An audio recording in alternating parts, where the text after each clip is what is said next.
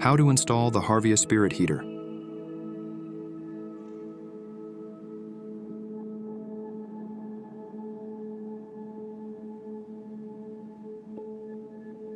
Check safety distances. Check the safety distances from the manual before installing the Harvia Spirit into your sauna. Install the mounting panel. Securely fix the back panel for the heater to the wall.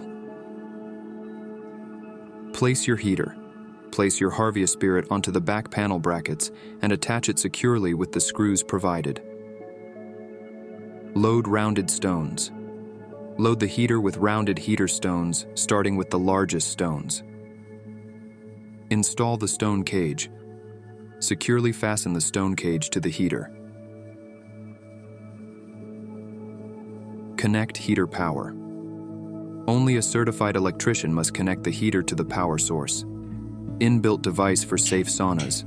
The Spirit features an inbuilt safety device ensuring safe sauna sessions. Wi-Fi-enabled electric heater. The Harvia Spirit has an optional Wi-Fi upgrade. This enables you to control all aspects of your sauna from the My Harvia app.